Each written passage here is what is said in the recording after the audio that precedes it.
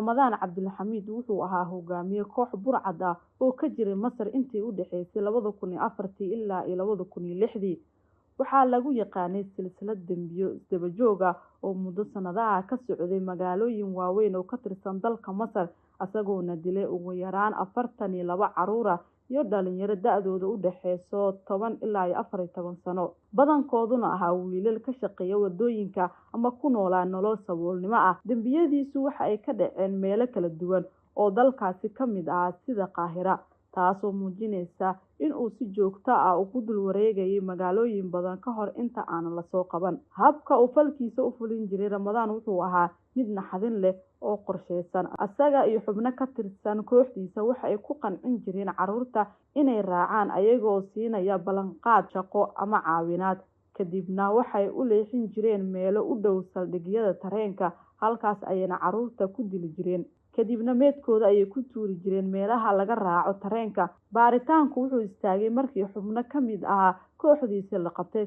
isla markaana ay bilaabeen inay ka hadlaan falkii ay galeen iyo sida ay caruurta u lunsadeen. Waxa ay caddeyn u ahaa in Ramadaan uu sii waday dambiyada muddo sanadaha isagoona isku dayaya inuu ka dhuunto booliska, laakiin markii mid ka mid ah xubnaha kooxdiisa la qabtay, asaga iyo kooxdiisa kale ayaa si buuxda u soo ifbaxday, taasoo keentay in la xiro Ramadaan iyo 6 ka mid ah saaxiibadiisa sanadka 2006. Ugu dambeyntiina waxaa lagu xukumay dil toogasho ah, waxaana la fuliyay xukunkaasi sanadkii 2010. waa idin salaamay daawadayaal, magacaygu waa Xaliimo Daawud. Intaa gudaha u galin warbixinteena maanta waxaan ka codsanayaa inaad subscribe ii dhahdo channelka, lagtana ii saarto. Channelkan waxaad ka helaysaa xogaha sirdoon, dambiyada qarsoon ee xogaha caalamka. Aynoo bilaabo markaan sheekooyinkeena maanta. Masar waa dal taariikh dheer leh, balse taariikhdaasi dhexdeeda mararka qaar waxaa ka dhex ifa dhacdooyin madow oo gilgila qalbiyada bulshada. Mid ka mid ah dhacdooyinkaasi waa kiiskii Ramadaan Cabdulxamiid. Kiiskan ma ahayn hal dil ama hal dhacdo, balse wuxuu ahaa silsilad dambiyo isdaba joog ah oo muddo sanadaha ka socday magaalooyin waaweyn oo ka tirsan dalka Masar, halkaas oo codka dhibanayaasha badankood aanu gaarin warbaahinta ama hay-adaha amniga. Waxaa bilaabmay si aamusnaan ah. Caruur iyo dhalinyaro ayaa marba mid la waynayay. Qoysaskuna waxay bilaabeen inay ka warbixiyaan maqnaansho aan la fahmi karin. Bilowgii boolisku si dhab ah uma qaadan arrinta. Waxaa loo maleynayay in caruurtu gaar ahaan ay ka carareen guryahooda ama ay shaqo raadin u baxeen, maadaama caruurtaasi ay ka dhasheen qoys noloshooda hooseyso. Caruurta qaarna ayagoo yaryar ayay shaqayn jireen. Laakiin markii tirada maqnaanshaha ay sii badnaatay, shakigii wuu batay. Qoysas badan ayaana isku mar bilaabay inay cabasho u soo gudbiyaan. Markii tirada caruurta iyo dhalinyarada la waayay, waqooyiga Masar ayaa si aan caadi ahayn u korortay. Arrintu waxa ay gaartay heer ay dowladda si toos ah ugu soo falceliso. Wasaaradda Arrimaha Gudaha Masar ayaana amar ku bixisay in laga wareejiyo booliska maxalliga ah lana siiyo koox dambi baaris oo qaran, maadaama ay muuqatay in dambiyadu yihiin mid abaabulan oo muddo dheer socday. Kooxdani dambi baarayaashu waxa ay ka koobnaayeen saraakiil khibrad u leh maqnaanshaha dadka, dilalka taxanaha, iyo baaritaanka dambiyada ka dhaca meelaha saboolka ah ama meelaha dadka ay ku badan yihiin. Tallaabadii ugu horeysay ay qaadeen waxay ahayd in ay dib u furaan dhammaan feelashii caruurta la waayay, iyagoona isku xiraya xogtii hore oo dhan. Dambi baarayaashu waxay sameeyeen waxa loo yaqaan jaantus kiis, taasoo ah in dhammaan kiisaska lagu sawiro khariirad.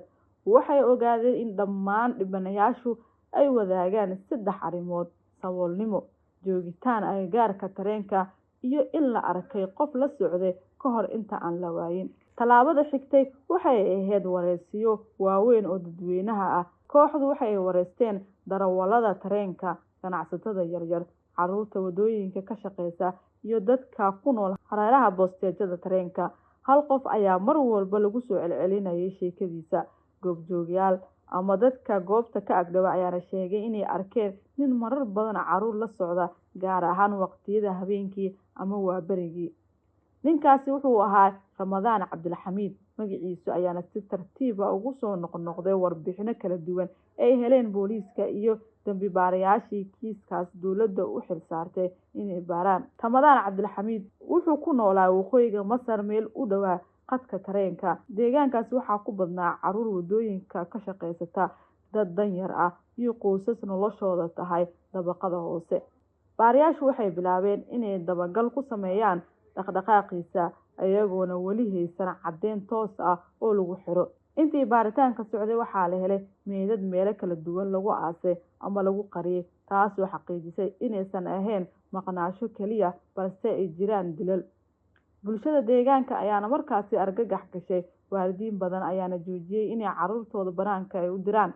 Kiis wuxuu noqday mid culus waxaana ku lug yeeshay laamaha amniga oo kala duwan ee dowladda Masar. Hal arrin ayaana soo noqnoqotay caruurta la waayay badankood waxaa markii ugu dambeysay lagu arkay meelaha tareenka. Bulshada deegaanka ayaana markaasi argagax gashay, waalidiin badan ayaana joojiyay inay caruurtooda banaanka u diraan. Kiisku wuxuu noqday mid culus. Mid ka mid ah tallaabooyinka ugu muhiimsan ee dambi baarayaashu qaadeen wuxuu ahaa inay heleen caruur ka badbaaday isku dayo lagu doonayo in lagu waxyeeleeyo. Caruurtaas ayaana bixiyay sawir maskaxeed ama tilmaamihii ay bixiyeen ayaa si weyn u ekaa Ramadaan. Ayagoo haysta ogolaansho sharci ah, kooxdu waxay sameeyeen baaritaan guri iyo goob qarsoon ay ku sameynayaan tuhunsanaha. Halkaas ayaana waxaa laga helay calaamo muujinaya dambiyo hore oo lagu soo eedeeyay, taasoo caddeysay in Ramadaan uusan ahayn kaliya qofka laga shakisan yahay balse uu yahay bartilmaameedka ugu weyn ee kiiskani. Kadib waa la soo qabtay Ramadaan, waxaa la geeyay xarunta booliiska si loo wareysto. Wareysigiisa wuxuu socday saacado badan. Waxaa lagu dhahay bal waran waxa lagugu soo eedeeyay falalka dilalka ee deegaankani ka dhacay, wuuna iska diiday kiiska lagu soo eedeeyay. Baaritaan dheer kadib waxaa la qabtay xubno ka mid ahaa kooxdiisa, isla markaana ay bilaabeen inay ka hadlaan falalka ay galeen iyo sida ay caruurta u lunsadeen. Waxay caddeyn u ahaa in Ramadaan uu sii waday dambiyada muddo sanado ah isagoo isku dayaya in uu ka dhunto booliiska, laakiin markii mid ka mid ah xubnaha kooxdiisii la xiray, isaga iyo kooxdiisii kale ayaana si buuxda u soo ifbaxday, taasoo keentay in la xiro Ramadaan iyo 6 ka mid ah saaxiibadiisii sanadkii 2006.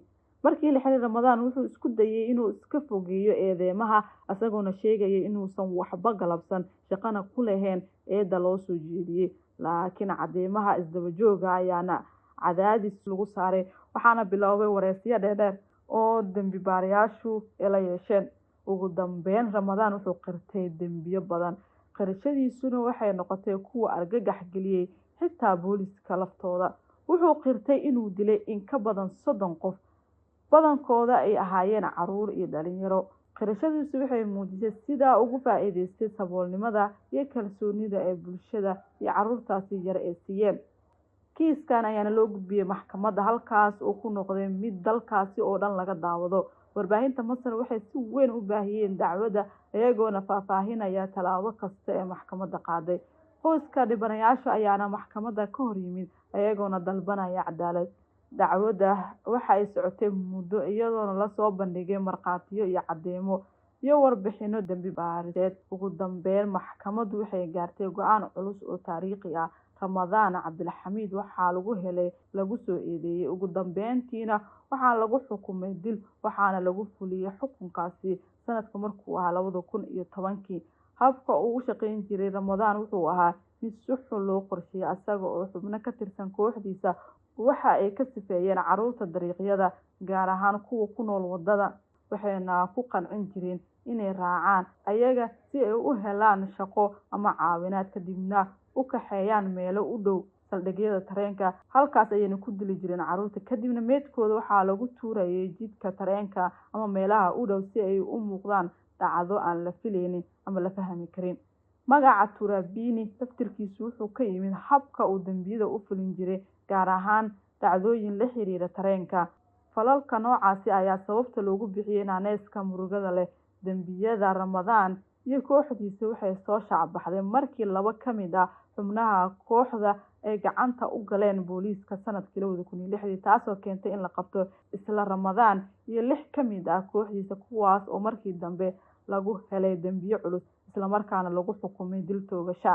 haddii intaa nala soo gaartay daawadayaal aad ayaan kaaga mahadcelinaya waqtigaaga laag dheh muuqaalkan sheerna dheh si saaxiibo badan u gaaro qaybta hoose faalada fikirkaaga nagula wadaag saaxiibada cusubna soo dhawaada ayaa idin leenahay mininka mininkiina leewaaye soo dhawaada.